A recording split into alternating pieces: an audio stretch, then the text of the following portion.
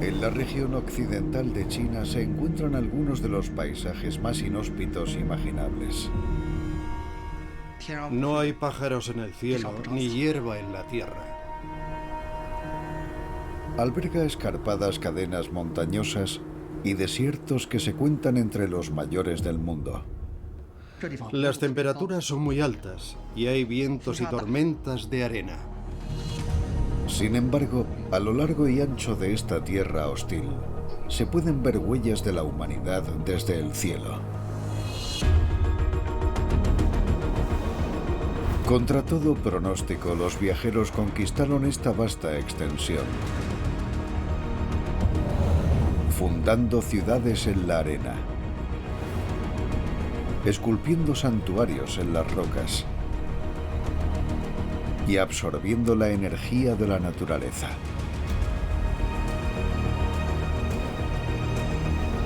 Incluso dejaron un testimonio en las profundidades del desierto, mientras tendían una de las rutas comerciales más importantes de la historia.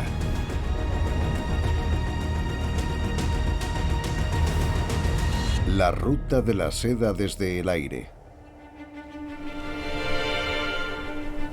Las caravanas que viajaban por el centro de China hacia las regiones occidentales del país se enfrentaban a grandes obstáculos que la naturaleza interponía en su camino. Siglos después, una línea de ferrocarril de alta velocidad hace el mismo viaje más rápido y más fácilmente que nunca. La Lanxin es la primera línea ferroviaria de alta velocidad y larga distancia del oeste de China. Conecta Lanzhou, en el oeste del país, con Xinjiang, en el noroeste, abriendo la región a un tráfico de pasajeros más fluido y ofreciendo un enlace más rápido con Asia Central. Fin de mi turno. Inicio de mi turno en D4931. El tren está haciendo su entrada en la vía. Por favor, confirme. Xie Jin lleva más de 20 años trabajando como maquinista. Empecé a trabajar a los 19 años. Cuando empezó a funcionar la línea Lanxin, hice el examen para ser maquinista de alta velocidad. Y cuando conduje el tren de alta velocidad por primera vez, me sentí muy orgulloso de mi profesión. Andén 12. Todo listo para la salida. Confirmación. Cerrando puertas. El tren sale puntual.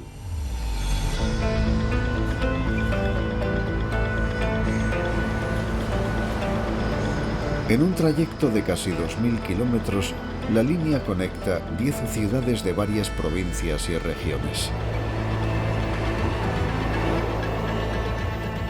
La vía está en condiciones normales. La línea ferroviaria de Lanxin pasa por lugares muy especiales. El tren atraviesa el río Amarillo, las montañas de Chilian, el desierto negro de Gobi y la región de los vientos de 100 millas. Viajar entre fuertes vientos, arena y temperaturas extremas a velocidades de hasta 250 kilómetros por hora es todo un reto.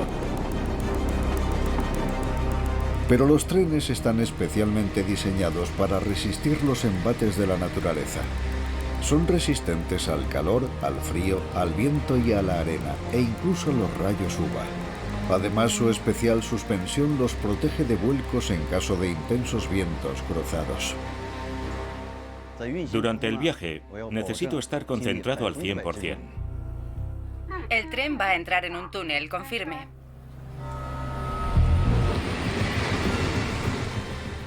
Tengo que ser muy meticuloso. Aquí no hay margen de error.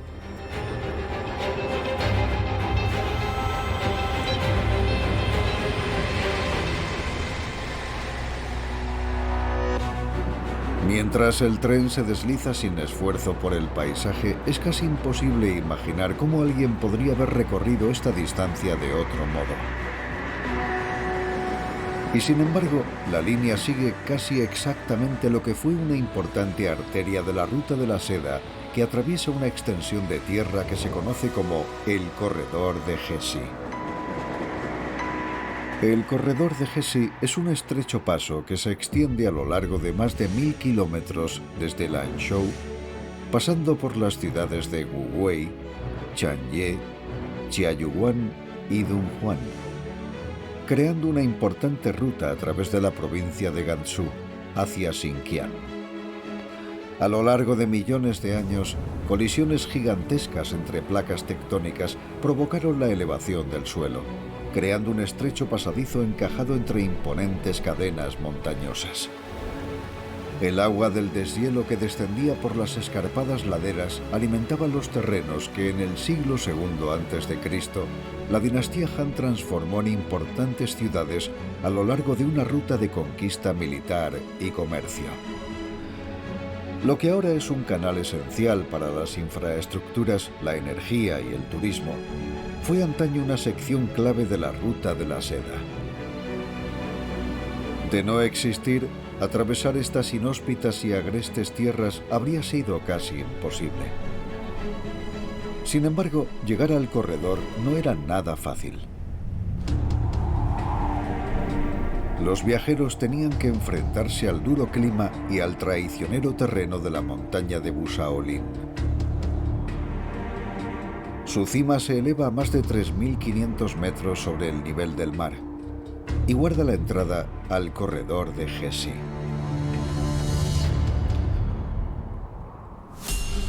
Aunque las caravanas de la ruta de la seda tenían que cruzar la imponente montaña, hoy los trenes la atraviesan con facilidad. Pero no fue nada fácil la monumental obra de ingeniería que lo hizo posible. En 1953 se excavó por primera vez un túnel a través de este difícil terreno. 50 años después se construyó un segundo túnel adaptado para el paso de trenes más rápidos.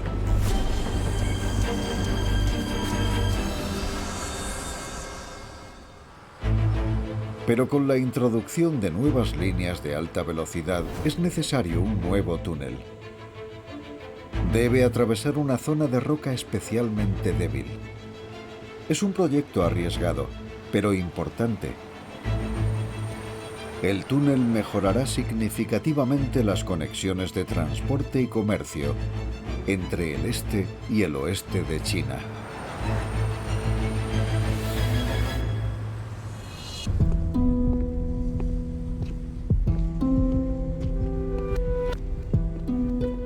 El nuevo túnel de Busaolin que estamos construyendo tiene una longitud de 17 kilómetros y 125 metros.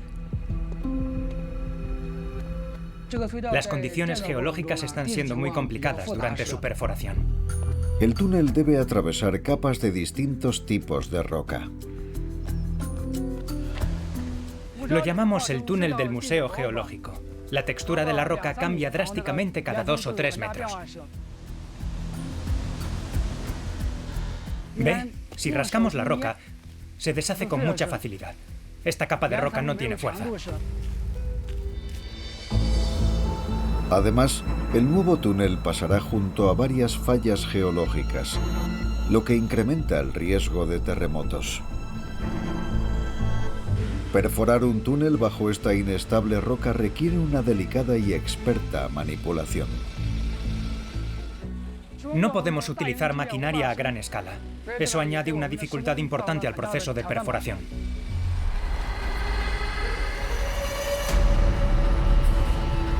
En lugar de abrirse paso directamente a través de la montaña, Wu y su equipo tienen que tantear cuidadosamente el terreno. Un enorme taladro geológico puede perforar la roca hasta una profundidad de 150 metros.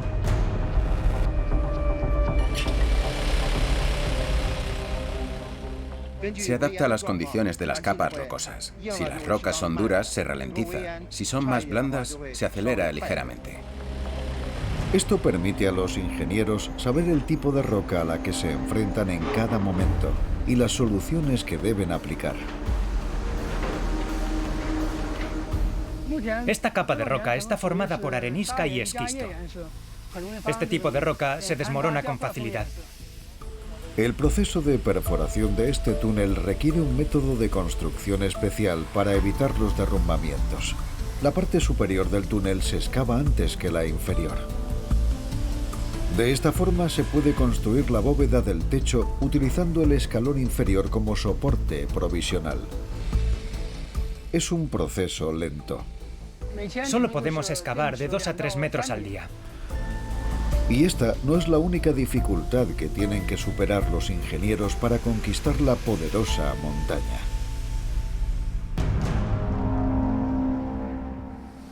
Estamos a casi 3.000 metros sobre el nivel del mar. Los inviernos son muy largos. Tenemos casi 7 meses de invierno al año. Durante ese tiempo, la congelación del suelo y las temperaturas inferiores a 20 grados bajo cero hacen que el trabajo sea extremadamente duro. Y el resto del año tampoco es nada fácil. Este es un entorno frío y bajo en oxígeno, que somete a los trabajadores a una presión considerable. Los ingenieros han tenido que instalar largos conductos de ventilación de una longitud equivalente a más de 40 campos de fútbol para garantizar un flujo constante de aire fresco a los trabajadores. Y por si fuera poco, el lugar es una reserva natural. Las exigencias de protección medioambiental son muy altas en las montañas de Xiliang. Filtrar las aguas residuales y plantar vegetación en las entradas del túnel para reducir la erosión del suelo son solo algunas de las medidas adaptadas para proteger el entorno. Wu está convencido de que al final el duro trabajo habrá merecido la pena. Este túnel reducirá la duración del trayecto y promoverá el desarrollo económico de las ciudades de las regiones central y occidental, además de fomentar los intercambios culturales.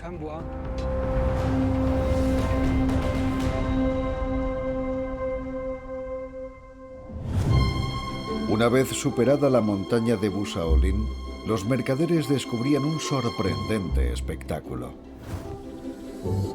Interminables hileras de vides se extienden en este paisaje inhóspito entre montañas y desierto. En el siglo II a.C., el enviado imperial Shan Qian probó el vino de uva en uno de sus viajes a las regiones occidentales. En aquella época, en China se hacía vino con arroz fermentado, trigo o miel, y el vino de uva era una gran novedad. A su regreso, Shan Qian regresó con vides y técnicas de vinificación. Al principio se consideraba un lujo reservado a la corte imperial o se ofrecía como regalo. Pero a medida que la economía florecía y la calidad de vida mejoraba bajo la dinastía Tang, el vino de uva pasó a gozar de una mayor popularidad entre la población. Esto también se refleja en gran parte de la poesía de la época. Posiblemente uno de los más grandes poetas de la dinastía Tang fue Li Bai. Sus obras, escritas en el siglo VIII, a menudo celebraban el placer de beber vino. Según parece aficionado al vino de uva, Li Bai escribió muchos de sus versos después de disfrutarlo. En la actualidad, el corredor de Hesi es una de las áreas de cultivo vitivinícola más importantes de China. De hecho, está situada en una latitud similar a la de las regiones de Burdeos en Francia o California. El clima seco general de la zona, el abundante sol y los suelos ricos en minerales producen uvas grandes y carnosas con una dulzura y acidez equilibradas, perfectas para elaborar vino.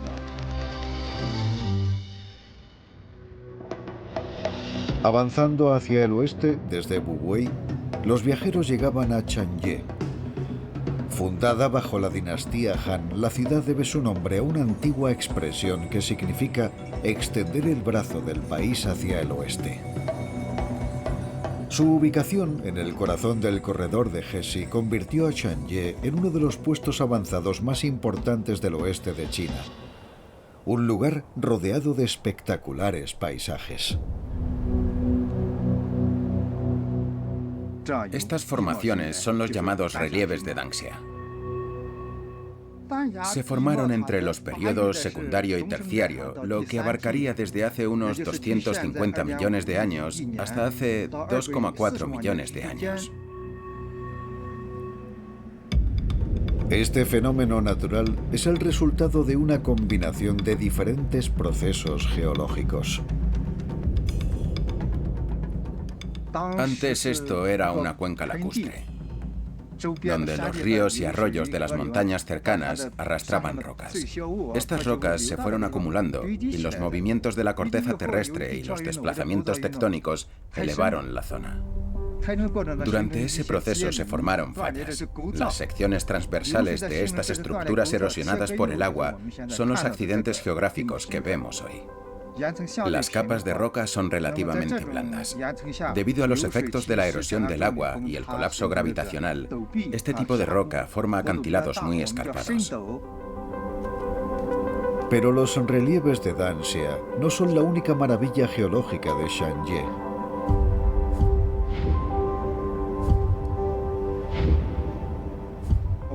Ahora estamos en el corazón del geoparque. Y estas formas del terreno que vemos aquí son las llamadas montañas de colores. Conocidas también como montañas arcoíris, estas ondulantes formaciones están situadas en el corazón de la antigua cuenca lacustre. Su marcada diferencia de forma respecto a los relieves de Danxia se debe a que las rocas de esta zona son más blandas.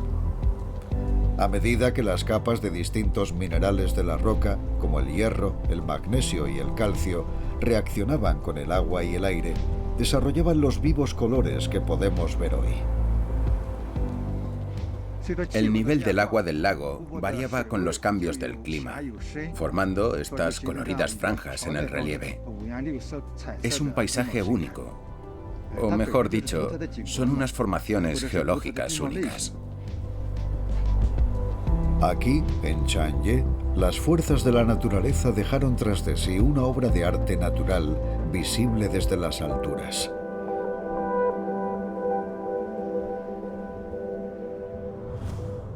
«200 kilómetros al oeste, cerca de Chiayuguán, las desoladas llanuras desérticas esconden un secreto bajo la arena. En la década de 1970 se descubrieron al norte de la ciudad 1.400 tumbas construidas entre los siglos III y V. Hasta ahora solo se han excavado 18 de ellas, en las que se han descubierto cientos de frescos. Se dice de este lugar que es la mayor galería de arte subterránea del mundo. Estamos en la cámara central de la tumba. Los ladrillos no están unidos con mortero. Están colocados utilizando la técnica de piedra seca y siguiendo distintos patrones de encajado. Se puede ver con qué precisión se diseñaron. Los murales de las tumbas ofrecen una visión única de una época pasada. Representan desde escenas de agricultura y caza hasta juegos y bailes. Los dibujos son sencillos, pero captan vívidamente la esencia de las escenas. Debido a la sequedad del clima y a la lenta oxidación resultante, los murales se conservan extraordinariamente bien, a pesar de que algunos tienen casi 2000 años. Aquí vemos a un hombre caminando junto a un camello. Los camellos eran un medio de transporte muy importante a lo largo de la ruta de la seda, especialmente en el corredor de Gezi. Esta escena describe la recolección de hojas de morera. Chiayuguán no era solo un punto de paso en la ruta de la seda, sino también un centro de producción de seda. Había gran cantidad de plantaciones de morera en la región. En este dibujo se ve a un niño con un arco y una flecha protegiendo su morera, impidiendo que los pájaros se coman las hojas de morera. Entonces la seda se utilizaba como moneda de cambio, de modo que la producción de seda era muy importante. Aquí podemos ver dibujos que representan fardos de seda y paño. Son una clara muestra de la prosperidad del comercio en la ruta de la seda. Esta increíble colección también es conocida como la Enciclopedia de la Ruta de la Seda. porque ofrece una serie de instantáneas de la vida cotidiana en la famosa ruta comercial a su paso por Chiaoyuan. Lo que hoy es una ciudad de más de 300.000 habitantes, nació como una importante posición defensiva en el corredor de Hesi. Durante siglos, el paso de Chiaoyuan funcionó como barrera para proteger lo que entonces era la frontera occidental de China bajo la dinastía Ming. Este era el punto más estrecho y fácil de defender. La dinastía Ming gobernó desde el siglo XIV hasta el XVII, y bajo su mandato se erigió una fortaleza en este lugar.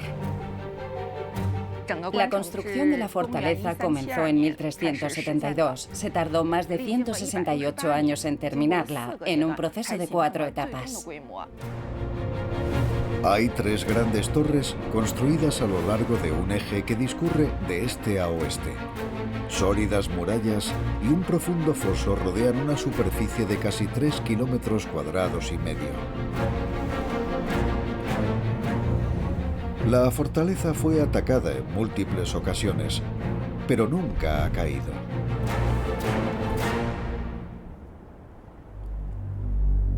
También forma parte de las fortificaciones de Chiaoyuan la Gran Muralla Min, la sección mejor conservada de la Gran Muralla China. Con más de 20.000 kilómetros, era la línea defensiva de protección ante las invasiones procedentes del norte. También proporcionaba seguridad en esta parte de la Ruta de la Seda, que avanzaba paralelamente a la muralla durante largos tramos desde Gansu hacia el oeste. La fortificación de puntos clave a lo largo de la ruta reducía el riesgo de ataques a caravanas y viajeros y aportaba seguridad al florecimiento del comercio. Hay un valle al pie de la montaña. La Gran Muralla se extiende hasta el borde del valle. Un solitario montículo de tierra al borde del acantilado sobre el valle se conoce como el primer puesto avanzado. Era una torre de vigía vital para la defensa y señala el límite occidental de la Gran Muralla Ming. Una parte se llamaba la Muralla Oculta porque está escondida en la ladera interior de estas montañas. Construida en la ladera oriental de la montaña, la muralla era invisible para cualquiera que se acercara desde el oeste, engañando a los posibles invasores, haciéndoles creer que se trataba de un paso fácil. Cuando el muro vuelve a aparecer, se aleja serpenteando a lo largo de la escarpada cadena montañosa. Desde lejos parece como si la Gran Muralla estuviera suspendida en el aire, por eso se le da el nombre de la Gran Muralla Colgante.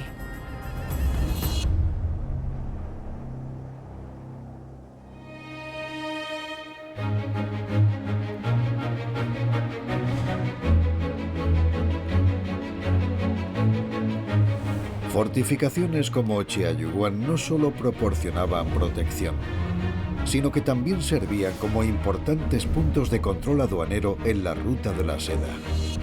Esta es la puerta principal de la fortaleza de Chiaoyuan. Según los registros, la reja se abría de 7 de la mañana a 7 de la tarde. Era un flujo constante de gente entrando y saliendo.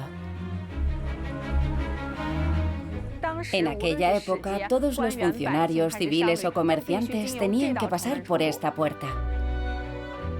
Por eso el empedrado está tan desgastado. Se pueden ver los surcos que dejaron los carros con grandes ruedas que cruzaban la puerta. Demuestran la importancia de Chiaoyuan como puesto de control en la Ruta de la Seda.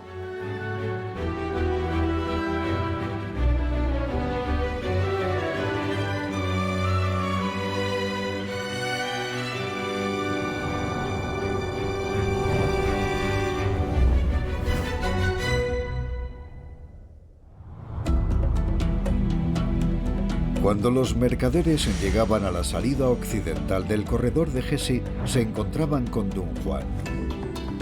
Situada en un oasis al borde del desierto de Taklamakan, la ciudad se convirtió en un activo puesto comercial en el desierto durante el siglo IV. Por aquel entonces, el budismo se estaba afianzando en China y arraigó también en Dunhuan. Lezum, un monje chino, pasó por el oasis en una peregrinación a la India. Una noche vio haces de luz dorada que brotaban de una montaña cercana. Convencido de que Buda se le había aparecido, Lezum prometió allí mismo esculpir un santuario en la montaña para conmemorar su visión. Fue la primera de una serie de cuevas, ahora conocidas como las Cuevas de Mogao. El oasis era un punto de tránsito para el comercio y un centro de intercambios culturales, por lo que no es de extrañar que hay aquí muestras del arte de las grutas budistas.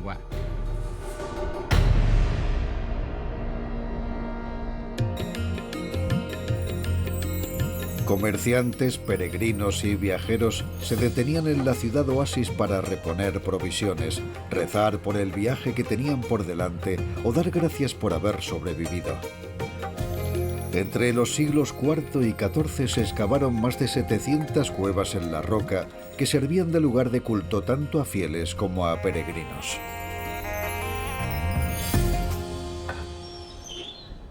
Como parte de su trabajo para la Academia de Dunhuang, la organización que gestiona la conservación y la investigación de estas cuevas, el artista Ma Qian lleva más de 4 décadas estudiándolas.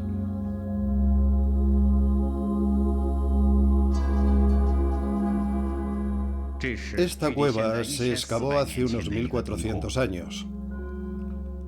La particularidad que tiene es que muestra la fusión de culturas.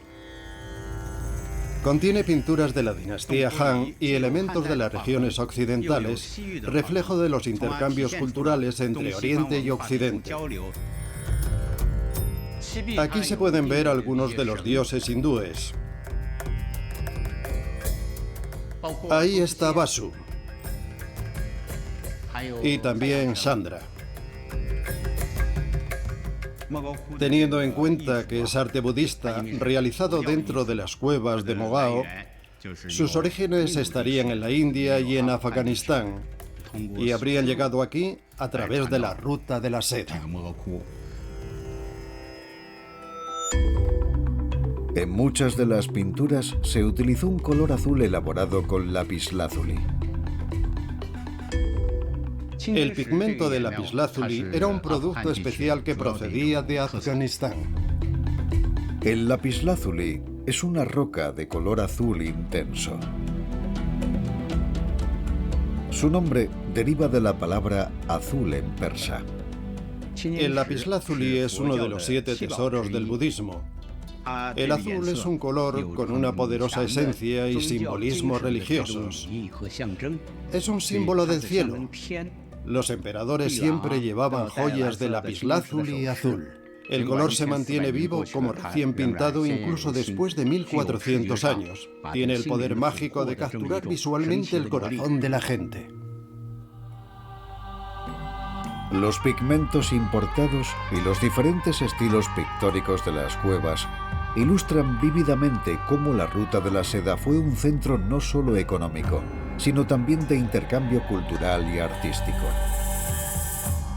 Los 45.000 metros cuadrados de murales y las miles de esculturas policromadas de las cuevas de Mogao han sobrevivido casi 2000 años. Se consideran el mayor tesoro de arte budista del mundo, un tesoro que merece la pena conservar. En la actualidad, la Academia de Dunhuang trabaja en la protección de estos testimonios culturales para los siglos venideros. Sus actividades incluyen la restauración y la digitalización de objetos.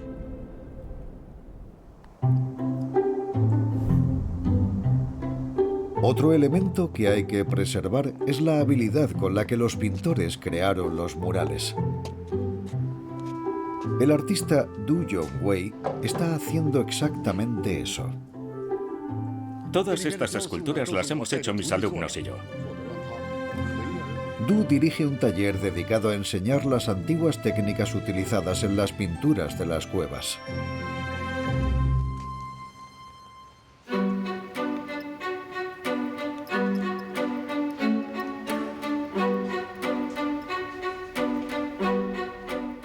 Esta imagen es de la cueva 432 de Mogao. Estamos haciendo una copia de la escultura original. Du lleva más de 40 años trabajando en el campo de las esculturas policromadas. Y durante los últimos 20 se ha centrado en el antiguo arte budista de las cuevas de Mogao. Nuestro objetivo es que la réplica parezca haber pasado por miles de años de historia.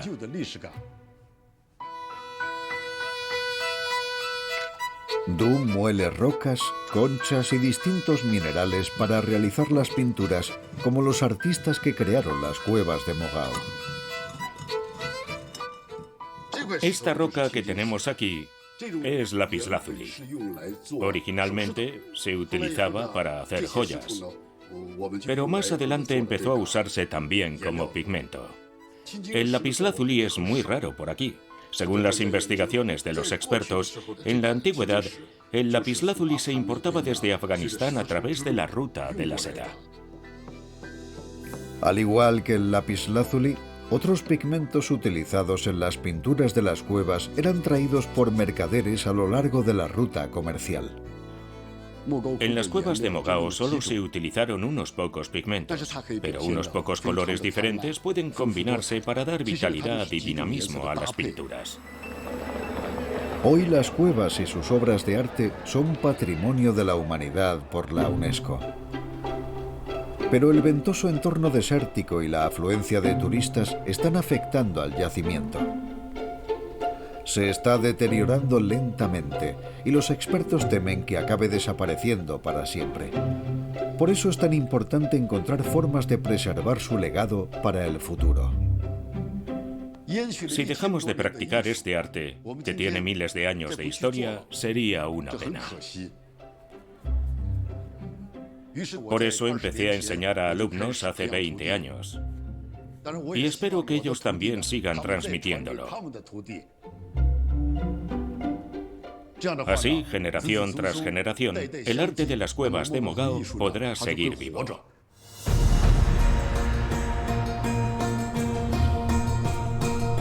En Dunhuang, la ruta de la seda se dividía en múltiples caminos que rodeaban por el norte y por el sur el implacable desierto de Taklamakan, llegando hasta las regiones occidentales de China. El accidentado paisaje por el que avanzan estas rutas parece intransitable. Las rocas adoptan formas de crestas interminables. Estas formaciones únicas de arenisca se llaman yadan y fueron creadas a lo largo de miles de años por la erosión eólica. Antaño evitada por los mercaderes, ahora la región es muy popular entre los turistas.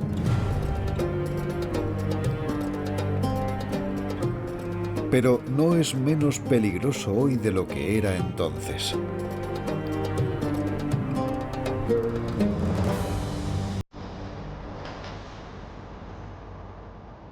Como no hay más que roca y arena hasta donde alcanza la vista, la policía local tuvo que ser creativa. Simplemente esculpieron su comisaría en el paisaje.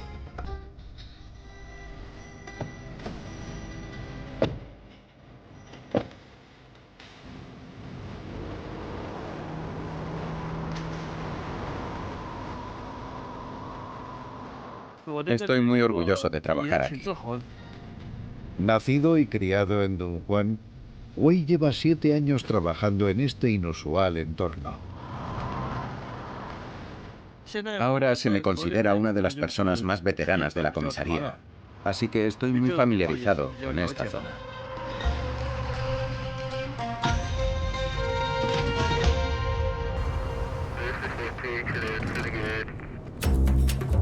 Wei y sus compañeros son los responsables del Parque Nacional. Patrullamos el Parque Nacional todos los días. Como el Parque Nacional de Yadan es relativamente grande, lo patrullamos en coche y a pie. Vamos en coche a los lugares más visitados y una vez allí, patrullamos a pie. Los turistas curiosos que se aventuren en el desierto, donde la señal telefónica es débil, pueden perderse fácilmente. Había un joven de unos 20 años. Perdió el sentido de la orientación y no encontraba la salida. Estaba asustado por el fuerte viento y no podía decirnos dónde se encontraba exactamente. El viento era tan fuerte que la visibilidad era de solo unos 10 metros. Este entorno es implacable con cualquiera que se pierda aquí. Cuando sale el sol, las temperaturas del suelo pueden alcanzar los 70 grados centígrados. Los humanos no pueden sobrevivir mucho tiempo con este calor.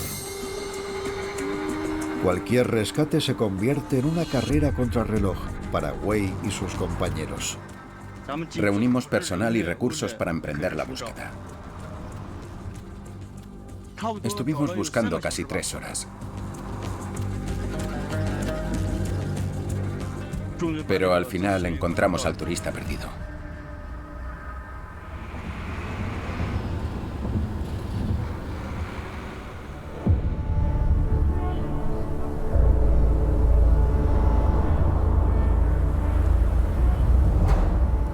Además del calor, hay otro compañero constante aquí en el desierto. La zona es conocida como la Ciudad del Diablo, por los aullidos del viento. Las fuertes ráfagas debieron hacer difícil el viaje a los comerciantes de la ruta de la seda. En la actualidad, innumerables turbinas eólicas transforman las fuerzas de la naturaleza en una fuente alternativa de energía. Pero puede que no haya una imagen más impactante del aprovechamiento de los recursos naturales en la ruta de la seda que la de Hami. La ciudad era una importante parada para las caravanas tras interminables jornadas a través del desierto.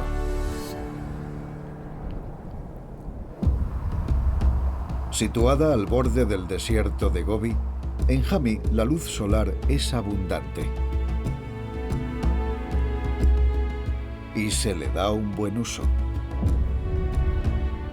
Diseñada en forma de flor en mitad del desierto, la central termosolar de Hami está formada por miles de espejos. Con casi 3.300 horas de sol anuales, Hami supera a Miami e incluso a Los Ángeles. Recibe una media de 9 horas de sol al día, lo que convierte a Hami en una de las zonas con más sol de todo el país.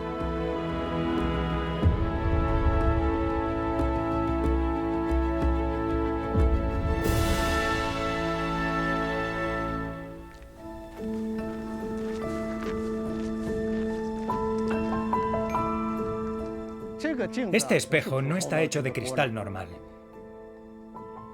Es un espejo reflectante ultrablanco.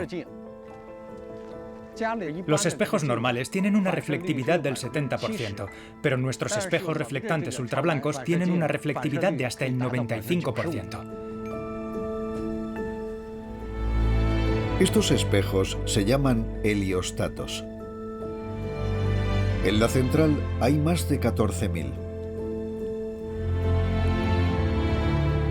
Pueden girar 360 grados para reflejar la luz solar en cualquier ángulo. Los heliostatos siguen automáticamente el movimiento del Sol para reflejar sus rayos. La luz solar reflejada es captada por un dispositivo de absorción de calor situado en la parte superior de la torre.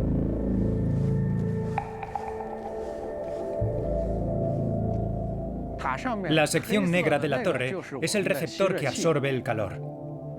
Parece negra por fuera, pero en realidad es un revestimiento que tiene en la superficie.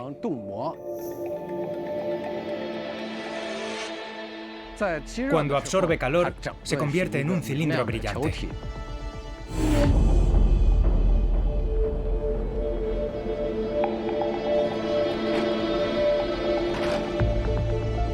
En el interior del receptor, la sal fundida es el medio utilizado para transferir el calor. El conducto ascendente envía la sal fundida fría hacia el receptor de absorción de calor. Entonces, el calor absorbido del Sol se transfiere a la sal fundida, que fluye por los conductos hasta el sistema de almacenamiento. La sal fundida que asciende suele rondar los 300 grados centígrados. Tras la absorción de calor, la temperatura puede alcanzar entre 500 y 600 grados centígrados.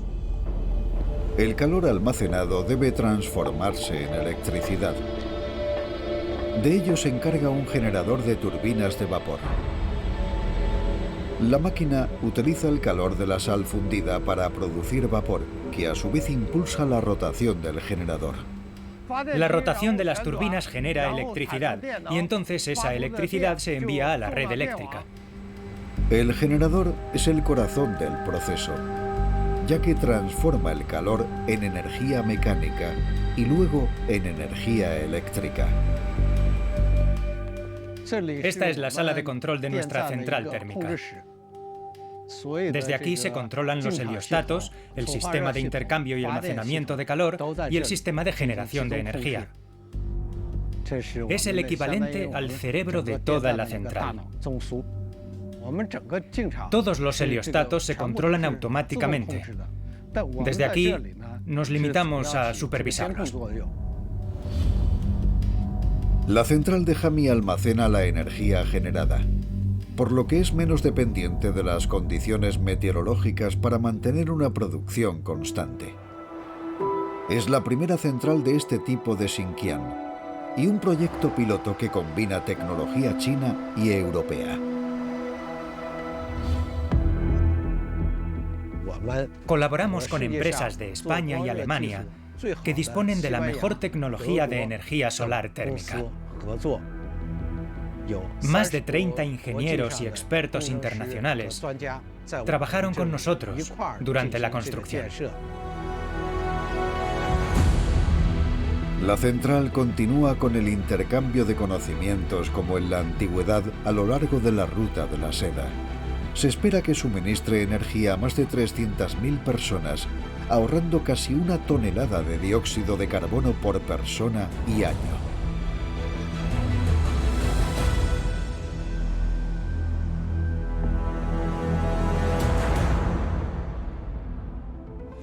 Continuando su viaje hacia el oeste, desde Hami, las caravanas pasaban por Turpan, otro cruce importante de la ruta de la seda. Desde allí los comerciantes podían continuar hacia el noroeste, a Kazajstán, o girar hacia el suroeste y adentrarse aún más en Xinjiang, hasta Kirguistán. La ruta hacia Kazajstán discurría a lo largo de las montañas de Tian Shan. Tian Shan significa montaña celestial y sus paisajes hacen honor a su nombre. Hoy, una autopista sigue el trazado de la ruta comercial. Pero construir una carretera en este terreno no fue tarea fácil. Para cruzar la montaña, los vehículos, como antaño las caravanas, tienen que seguir un estrecho valle bordeado de escarpados picos y acantilados. Una serie de túneles y serpenteantes carreteras culminan en un enorme puente de 200 metros de altura. Este es el puente de Huoyigou. Es uno de los puentes colgantes atirantados más altos del mundo, y el primero de este tipo construido en China. Para sus enormes plataformas se emplearon 17.000 toneladas de acero especial, capaz de soportar temperaturas de hasta 40 grados bajo cero. El puente de Huoyigou representa un gran avance de la ingeniería, ya que permite cruzar el valle de forma segura durante todo el año.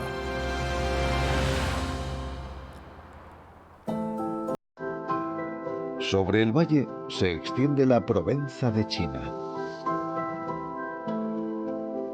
Con un clima similar al de la región francesa, Huochen, antaño una importante parada en la ruta de la seda, es hoy la tercera zona de cultivo de lavanda del mundo. Esta hierba aromática llegó a China procedente de Francia en la década de 1960. Desde entonces, las plantaciones de Huocheng han crecido exponencialmente. En la actualidad representan el 95% de toda la producción china de lavanda.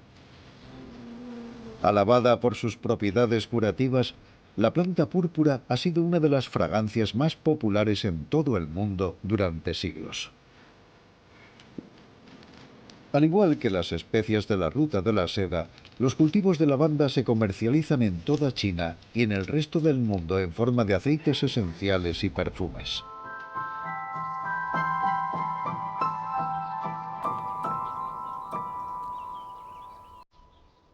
Los comerciantes que no se aventuraban hacia los montes Tian Shan giraban hacia el suroeste para seguir adentrándose en Xinjiang y llegar a Kashgar, la ciudad más occidental de China.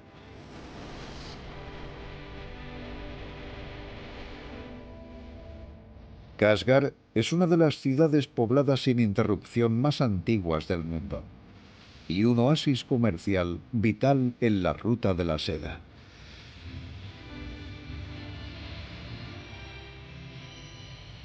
Situada cerca de las fronteras de China con Afganistán, Kirguistán, Pakistán y Tayikistán, la ciudad se convirtió en un crisol de diferentes culturas. Esto es visible en la arquitectura, la cocina, el vestido y otros muchos aspectos de la vida cotidiana.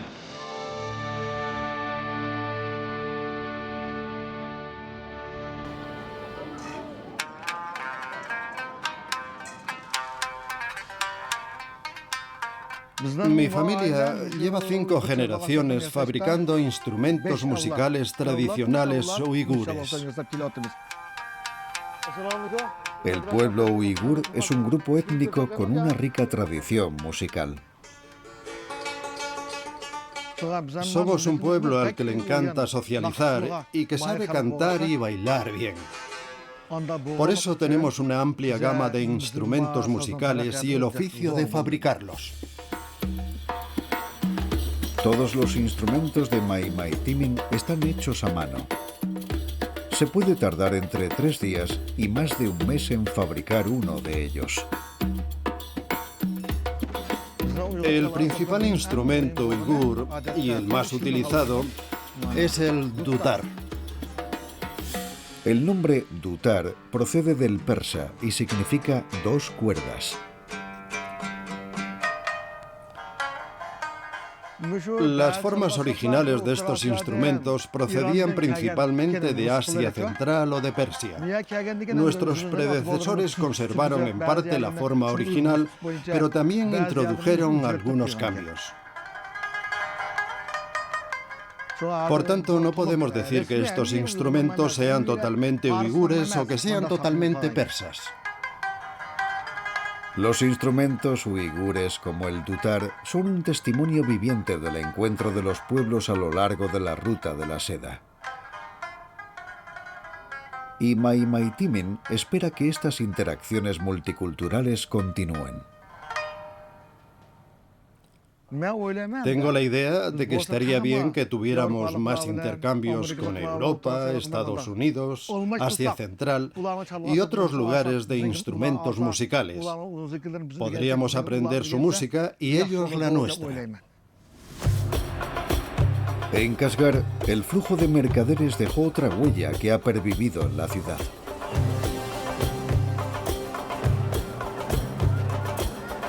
Este bullicioso bazar ha atraído históricamente a comerciantes de todas partes.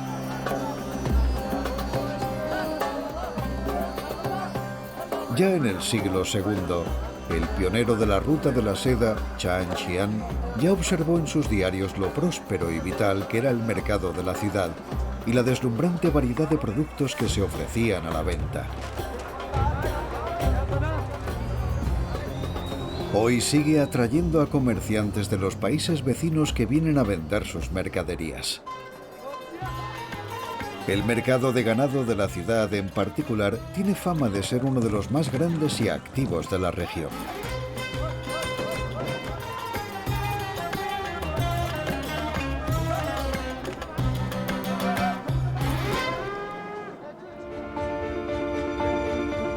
Su ubicación, cerca de la frontera, hizo de Kashgar un crisol de diferentes culturas.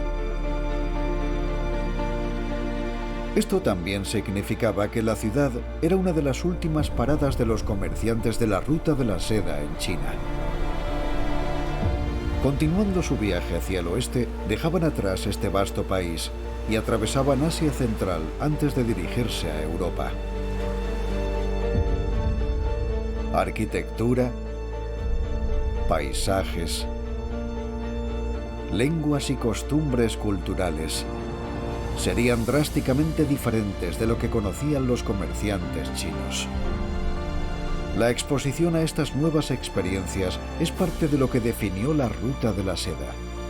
Contribuir a la formación de un mundo globalizado, fomentando la comunicación y el intercambio entre distintas civilizaciones.